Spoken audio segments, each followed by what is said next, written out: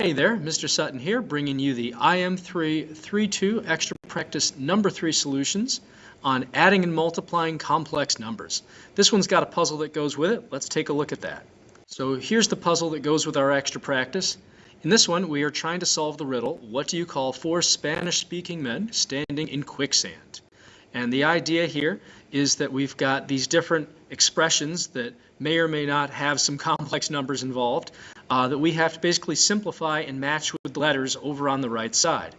And whatever letter matches up with that number, we just go down here to these blanks and put that letter above the number down below. So let's give this a shot. For this first problem, we're doing 5i times 8i. Let's multiply our coefficients first. 5 times 8 is 40. I times I is I squared. And now anything that's I of the second power or higher, we can simplify. So I squared is really -1. So 40 times that gives us -40. And that's going to be, let's see here, -40 over here on the right. So A, that's going to go in spot 1. So 1 is A. Next up, we have these two radicals that have negative numbers in them. Now, in order to deal with these radicals with negatives, we first want to take an I out of each of them. So we have I radical 2 and I radical 7. And again, we're allowed to do that because we can break this up into the square root of -1 times the square root of 2, and the square root of -1 is I. So now we're going to multiply the stuff outside the radicals, and then we're going to multiply the stuff that's inside the radicals. I times I on the outside gives me I squared. Root 2 times root 7 gives me root 2 times 7, so root 14. And then this I is really -1, so this is negative radical 14, which matches n over here, so then 2 is n. Let me start this next problem up by taking an I out of this first radical with a negative in it. So that's going to be -2i radical 3 times 4 radical 5. Now I'm going to multiply the stuff on the outside of the radicals. -2i times 4 is -8i. And then radical 3 times radical 5 on the inside, I'm going to have square root of 15. And I can't really do anything else with 15, so I'm going to look for this answer now. And it's over here, r. So we'll put an r above the 3. For number 4, I have not 2, but 3 radicals that have negatives inside. So I'm going to take an I out of each of those. So I radical 2 times I radical 14 times I radical 7. Next up, let me multiply the stuff outside. So we have I times I times I cubed. And now let me multiply the stuff that's inside. So let's see here. We've got 2 times 14 is 28. 28 times 7, well, let me think. 7 times 20 is 140. 7 times 8 is 56. So that would be 196 if I add all that up.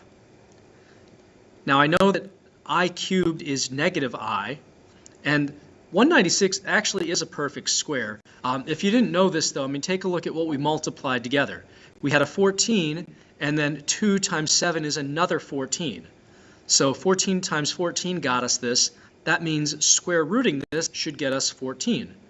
So I have a 14, I have a -I, so this would be then -14i, which matches up with I over here.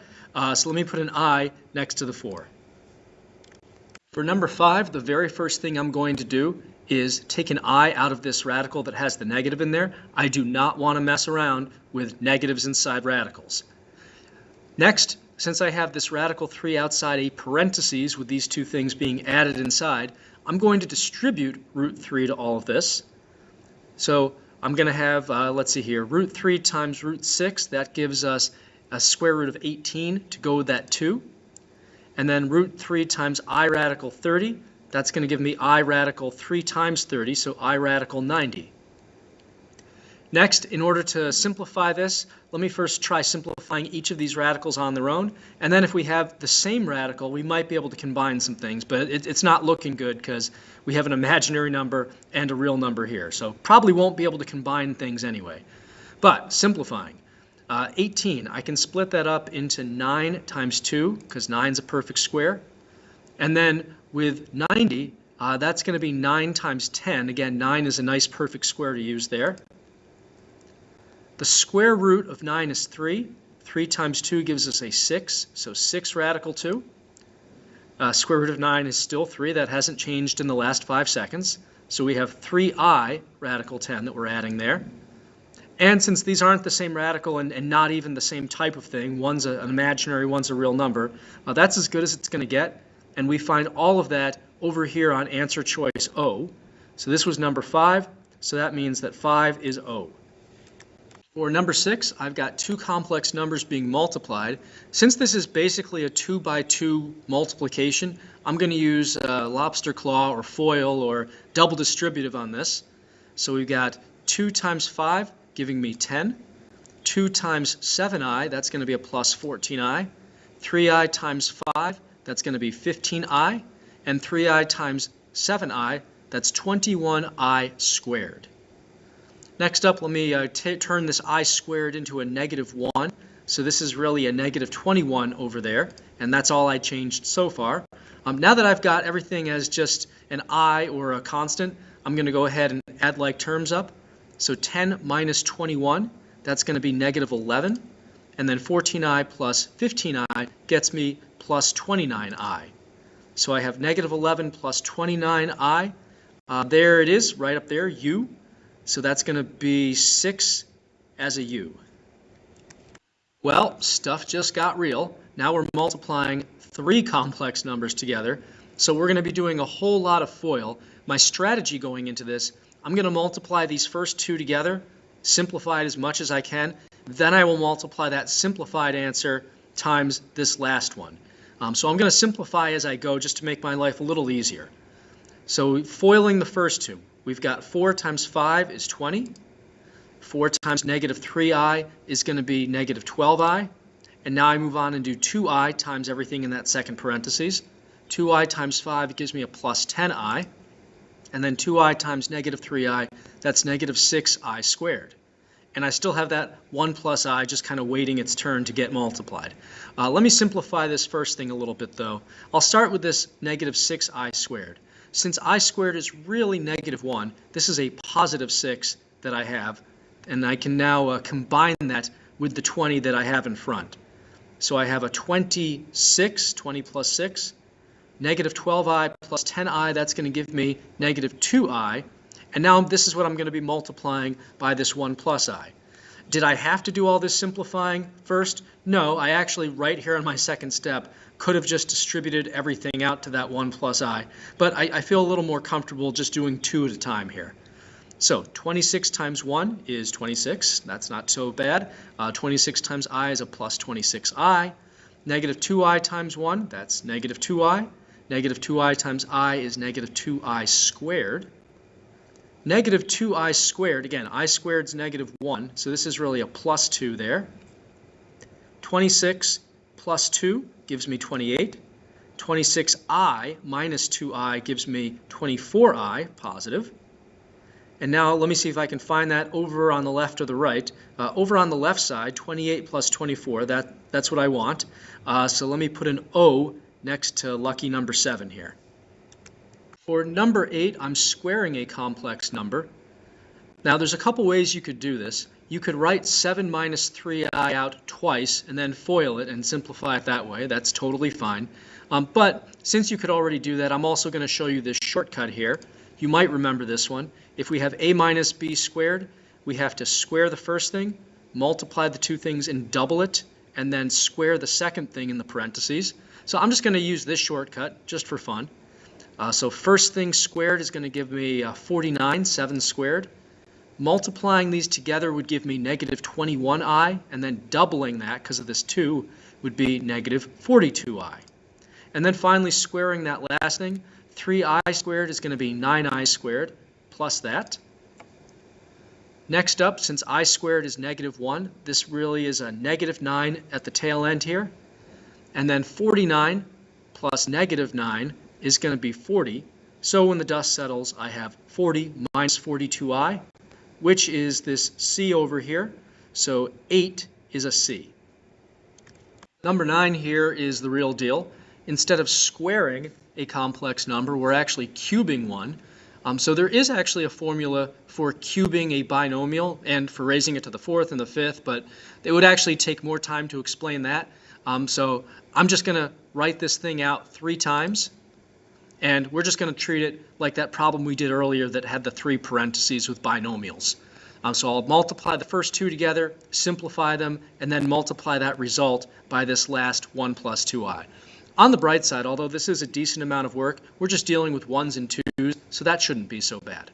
So foiling my first 2 parentheses together, 1 times 1 is 1, 1 times 2i is plus 2i, and then 2i times 1, that's another plus 2i, and then 2i times 2i is going to be 4i squared, and we still have that other 1 plus 2i just kind of hanging around for now.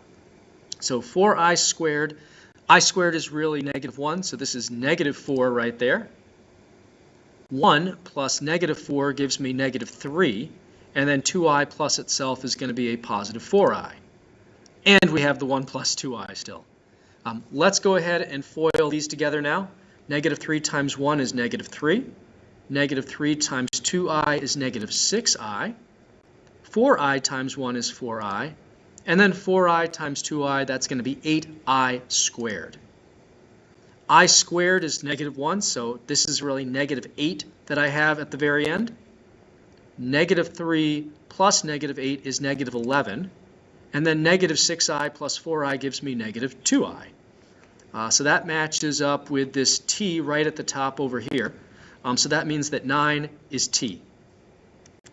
For number 10, we have 4i to the 10. Wonder if that was a coincidence. Whenever I have a power of I that's bigger than 3, I just divide it by 4, because they go in cycles of 4, and I figure out the remainder. So 10 divided by 4, that's going to give me a remainder, if I keep subtracting 4, of 2. So that means I can treat this as 4i to the second power. And we know I squared is -1, so this is just -4. That matches up with Q right there, so we have Q going in spot 10. For my final boss battle, I've got 5i to the 5th times 6i to the 11th. I'm just going to multiply all this together. I guess I could simplify these powers of I first, but easier just to multiply things and do all that simplifying once. So 5 times 6 is 30. I to the 5th times I to the 11th, we're adding the exponents, so that's I to the 16. And now using my little remainder trick, if I divide 16 by 4, I have a remainder of 0 since 4 goes into 16 evenly. So that means I can think of this as 30 times I to the 0 power. Now anything to the 0 power is 1. So this is really just 30 times 1, or just simply 30. So that's going to be this C over here. So that means 11 is going to be C. All right, we've filled in all the letters. Time to finally solve this riddle. What do you call 4 Spanish-speaking men standing in quicksand? Well, you have to go back to your Spanish. Maybe you learned it in middle school or high school, or maybe you speak it fluently. I do know these numbers in Spanish. So we've got cuatro, that's our first word. I recognize that. That's the Spanish word for 4. And then cinco is the Spanish word for 5. So we've got 4, 5. But now if you read it out, cuatro, cinco, cinco, that's like a play on sinking in quicksand, I guess. Anyway, till next time, Mr. Sutton signing off. Adios.